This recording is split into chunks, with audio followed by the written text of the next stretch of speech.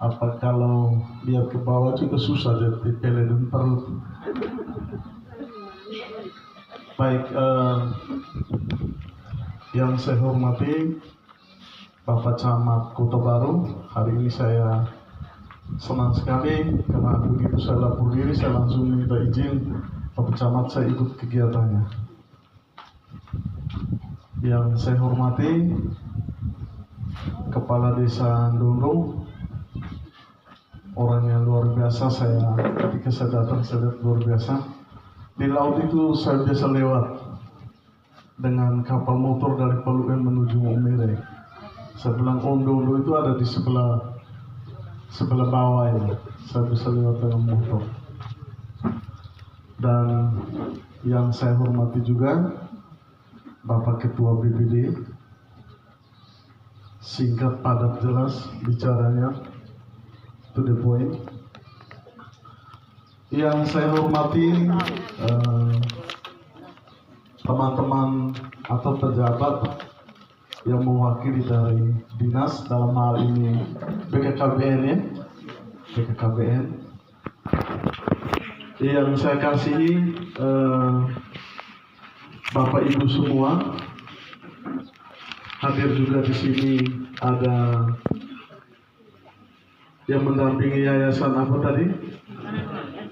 LSM Tananua.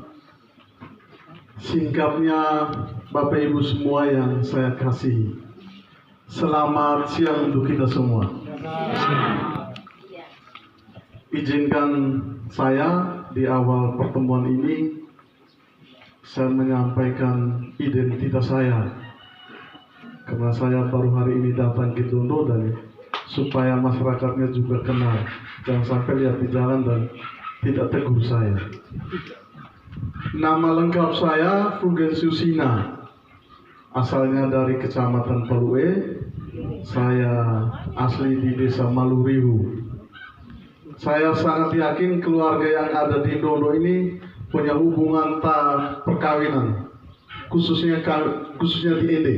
Hampir sebagian besar itu punya pertalian dan hubungan perkawinan, dan ada sejarah sedikit tentang orang Palue dan orang Ende. Katanya kami orang Palue itu asal usulnya dari Ende, karena di sana ada nama Sinar pasti di sini tidak ada ya? Ada. Di sana ada Wake, di sana juga ada Raga, di sana juga ada Tia dan sebagainya.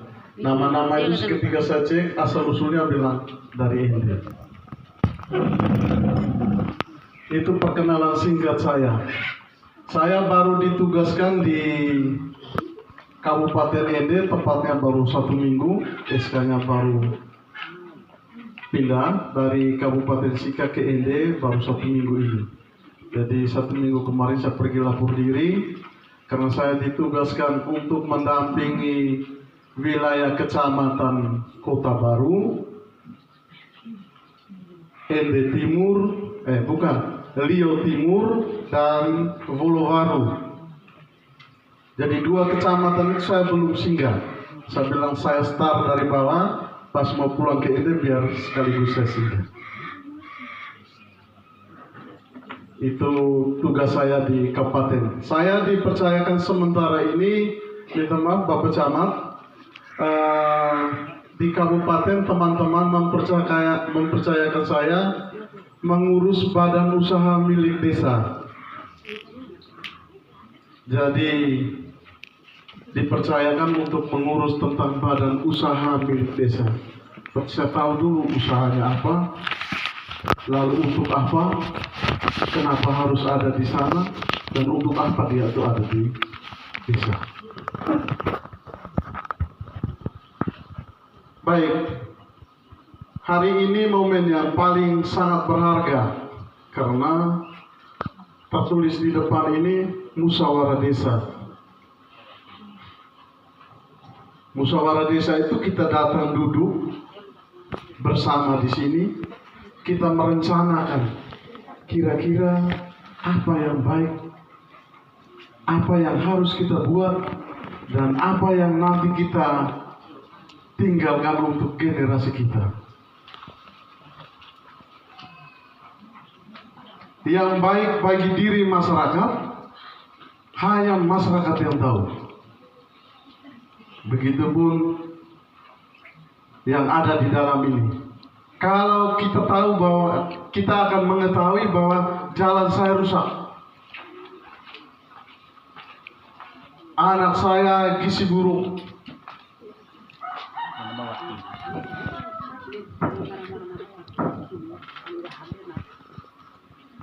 saya punya potensi tapi belum dikembangkan. Ternyata di sini saya singgung tadi di laut tadi, kenapa laut yang begitu indah kita tidak bisa berpikir untuk bagaimana membangun pariwisata di sekitar kita. Apalagi sekarang ini kita dituntut desa berkinerja baik. Desa berkinerja baik itu artinya bahwa segala perencanaan pembangunan yang ada di desa itu menjawab semua persoalan yang ada di dalam desa itu sendiri. Maka di Permen 21 kemarin dia bicara tentang satu, mulai dari pemutakhiran data indeks desa membangun. Data indeks desa membangun ini menjadi penting karena di situ kita akan mendapatkan rekomendasi.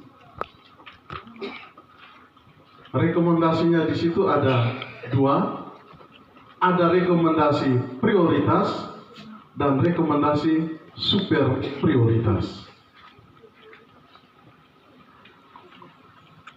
Rekomendasi super prioritas dan prioritas ini yang bisa dikerjakan oleh desa, desa bisa kerjakan berdasarkan kewenangan desa.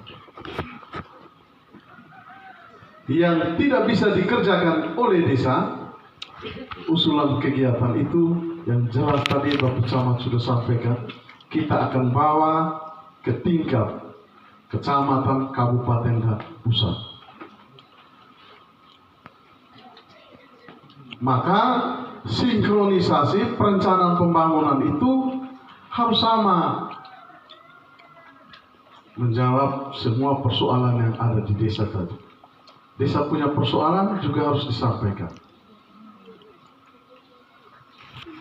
Prioritas itu ada dua hal penting.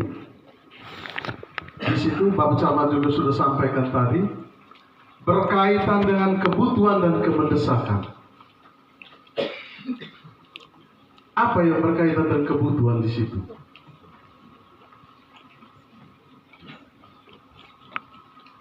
Prioritas dan apa yang dimaksud dengan mendesak di situ?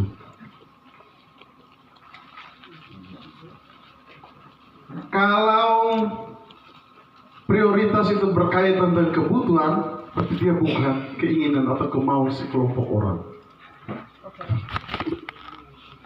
Kalau berkaitan dengan kemendesakan, itu berkaitan dengan waktu.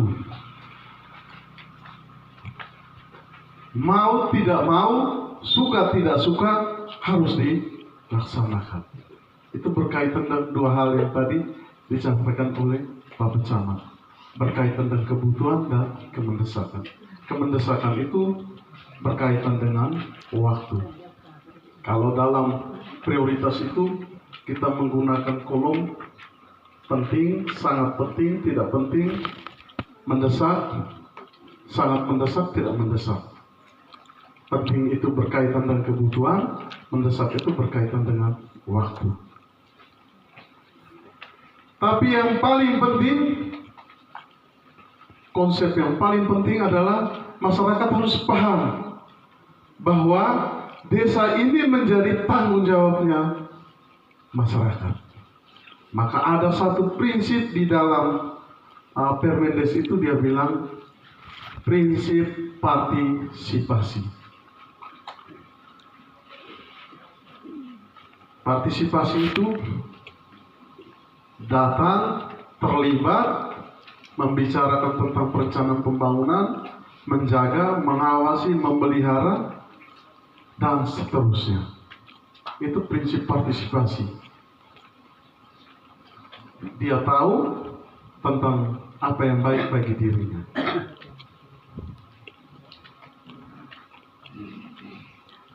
Karena dalam proses pengelolaan pembangunan itu ada deadline waktu.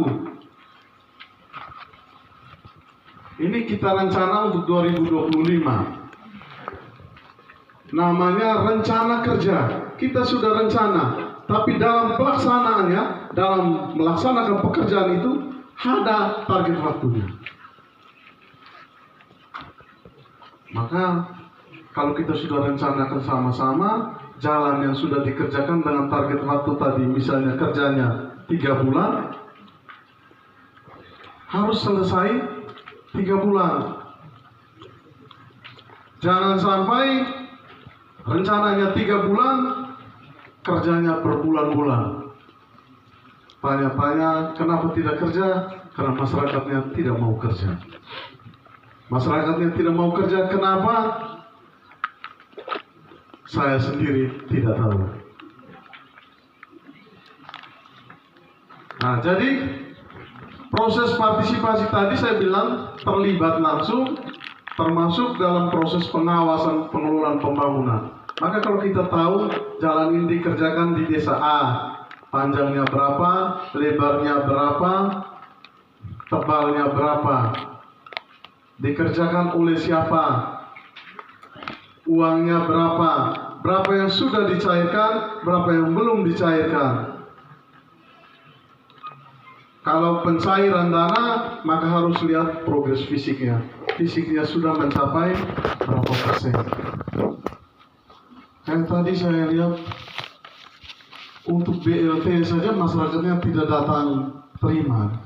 Tidak mau uang kan?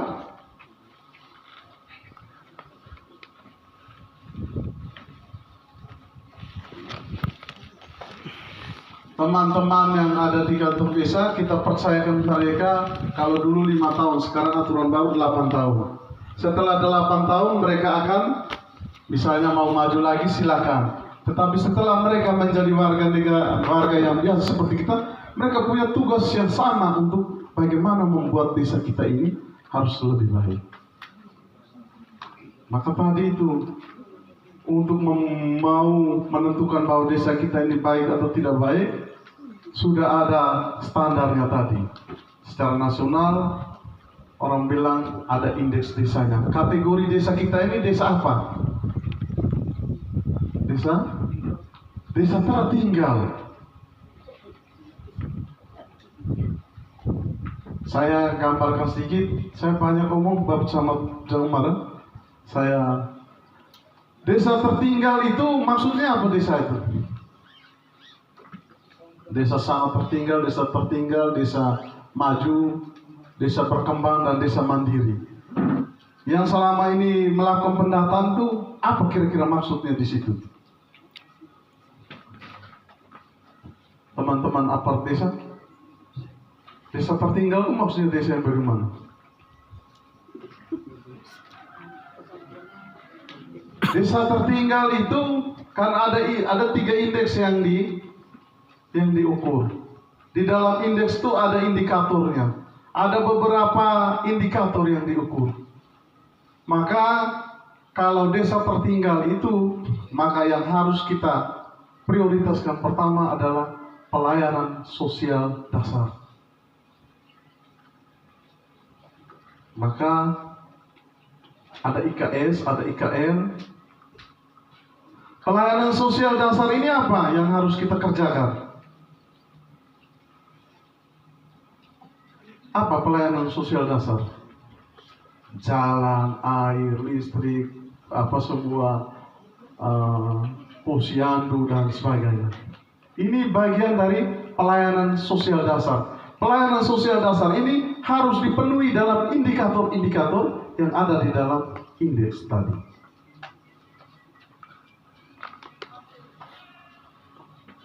Kalau desa yang berkembang dan maju dan mandiri, itu dia sudah bicara bagaimana kalau berkembang, dia bicara tentang pengembangan perekonomian yang ada di tingkat desa.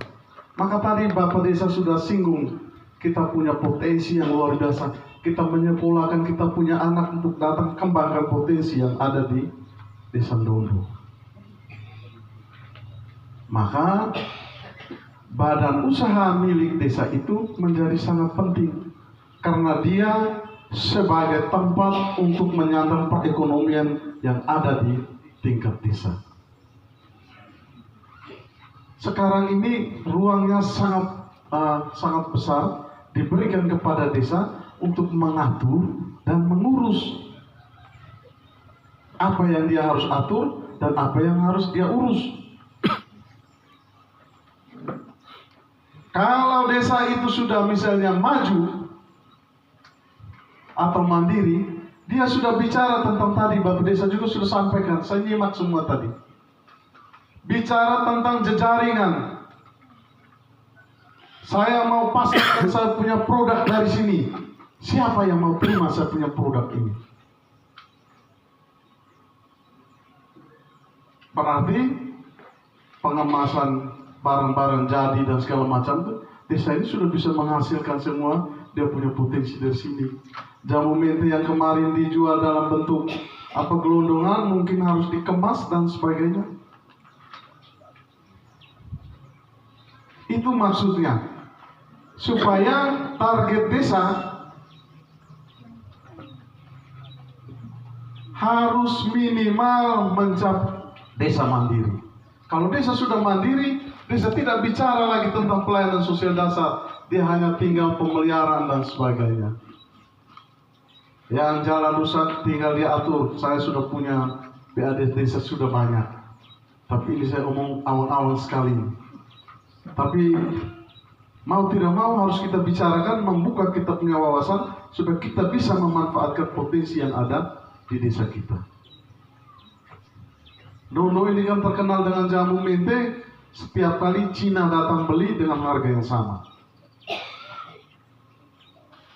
Sadar tidak sadar, kita sudah puluhan tahun tengkulak yang mengatur. Harga barang petani ini diatur oleh mereka. Maka harus ada niat, ada tekad, mari kita berubah. Berubah dari desa ini, mengembangkan saya punya potensi, supaya Cina datang beli di sini, harga Bung Desen atur. Masyarakat sepakat. Kalau ekonominya sudah baik, maka pendapatannya meningkat dengan sendirinya. Akan mempengaruhi perilaku dan pola hidup sehat dan sebagainya. Setiap tahun pelan-pelan akan terjawab. Saya salah omong kan? Diam sekali.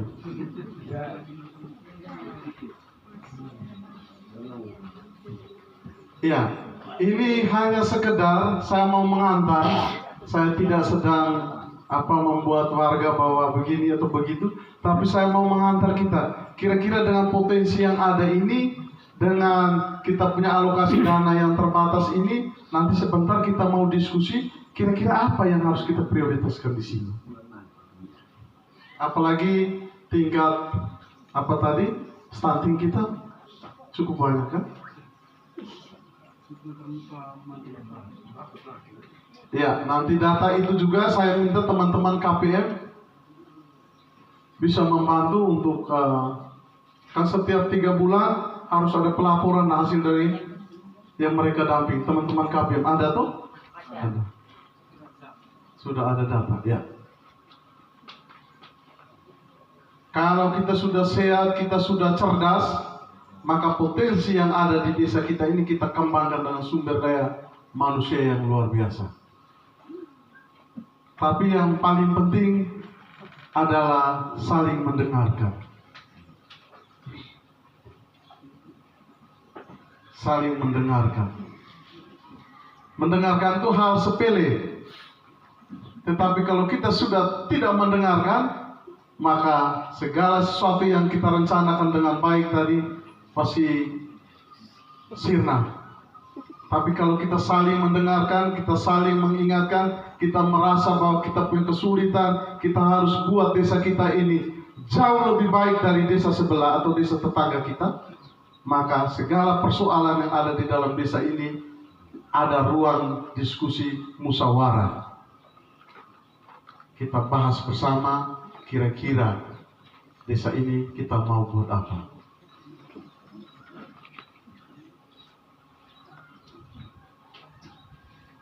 Ini sedikit saja penjelasan singkat dari saya. Saya sarankan bahwa dalam proses perencanaan pembangunan desa untuk 2025 ada 4 poin. Yang pertama itu rujukannya, kalau kemarin itu harus sudah rembuk stunting duluan. Setelah rembuk stunting, baru kita mulai ngambil data, dan pada saat musyawarah ini kita sudah bicara tentang hasil dari rembuk tadi. Yang kedua, acuan data kita itu pada data indeks desa tadi, IDN. Yang ketiga, ada satu data yang selama ini juga lagi bermasalah, tetapi tetap diperbarui, yaitu namanya data SDGs. SDGs itu Sustainable Development Goals. Ada 18 tujuan pembangunan yang mau kita capai. Dan itu ada di perencanaan desa. 18 tujuan pembangunan itu yang kita mau capai. Kita capainya sekarang ini tiap tahun ini. Menjawab kemiskinan ekstrim tadi. Kan pertama, desa tanpa kemiskinan, desa tanpa kelaparan, desa sehat sejahtera, pendidikan berkualitas, desa berkualitas, desa berjejaring, dan itu semua yang nanti kita akan capai. Cara mencapainya setiap tahun. Menjawabnya pelan-pelan. Desa tanpa kelaparan kemarin tuh ada kemiskinan ekstrim. Supaya kita jangan miskin dan sebagainya. Desa tanpa kelaparan dan sebagainya. Itu sudah jawab satu persatu. Kemarin sudah dibagi, ini untuk sementara dijawab dulu dengan BLT, bantuan langsung tunai untuk jangka waktu tertentu. Jangan berharap bahwa BLT ini terus. Jangan sampai berpikir bahwa BLT ini nanti. Bisa saja perubahan kebijakan oleh presiden terpilih yang baru, BLT sudah tidak lagi. Terus pertanyaannya, BLT yang kemarin uangnya kami sudah buat apa? Uangnya sudah laut tahi semua. Atau jangan sampai uangnya juga ada yang sudah lari ke Hong Kong. 5342. Ya, kan BLT juga bisa ke sana tuh? Ya, bisa jadi. Sydney. Itu bisa orang Singapura yang dapat uang BLT. Terus yang berikut, dia juga bicara tentang sehat sejahtera tadi. Sekarang lagi tren di kita, kalau begini nih salam Pancasila toh. Kalau begini juga salam apa namanya? Tolak stunting. Pancasila itu ditemukan di ND. Kemarin saya ke ND, teman tanya sudah ke tempat itu, saya bilang saya sedang mencari. Saya sedang mencari sila keadilan sosial bagi seluruh rakyat Indonesia. Ya wah, kalau revo-revo saja. Saya bilang tidak, ini hanya sedang guyon saja. Karena sila keadilan itu kita cari setengah mati. Padahal Bung Karno menemukan dengan begitu mudah.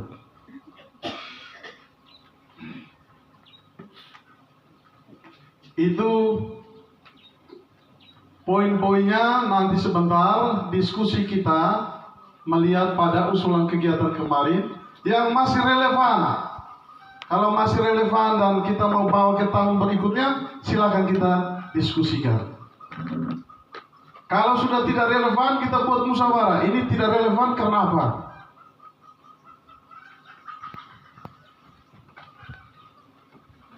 Yang perencanaan tahun 2024 toh, yang sudah dilaksanakan dan ada yang dilaksanakan, ada yang tidak toh. Ada yang tidak dilaksanakan karena apa? Ada yang sudah dilaksanakan sejauh mana? Dan itu hanya kita sendiri yang tahu. Dan ini proses ini berulang. Proses ini maksudnya mendidik masyarakat, mendidik kita semua sehingga kita paham. Oh, ternyata perencanaan pembangunan itu harus begini dia punya cara. Apalagi tadi ada jaring aspirasi. Jaring aspirasi itu harus kita kawal baik-baik. Karena kita memberikan suara kemarin, dia sudah duduk. Nah sekarang tugasmu tolong kawal kami punya usulan ini. Tapi melalui mekanisme di Musrembang Cap. Dan teman-teman di sana bisa kawal dan sebagainya. Tapi kami dari desa, ini loh prioritas kami ini.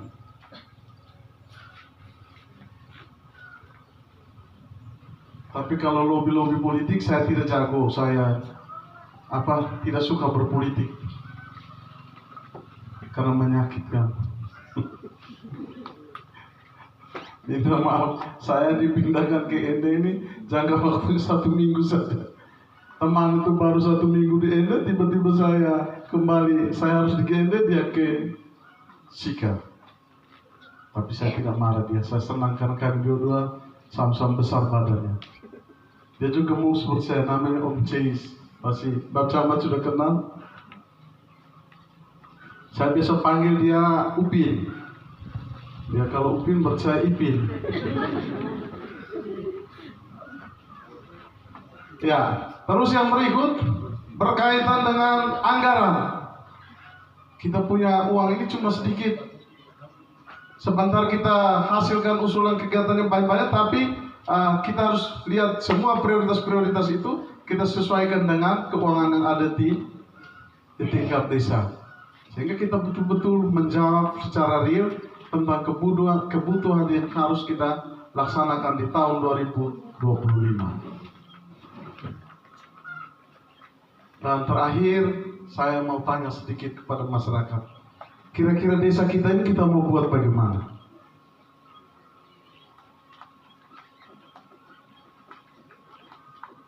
Kalau tidak ada yang berani jawab, berarti tidak mau desanya ada perubahan.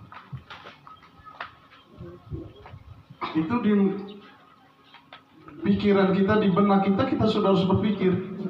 Saya punya desa ini, saya mau buat apa? Minimal harus berbeda dengan desa sebelah. Karena uang yang sama, ruang yang sama, orang suka kasih kita uang. Nah sekarang apa yang saya mau kembangkan di sini? Supaya orang datang belajar di desa saya.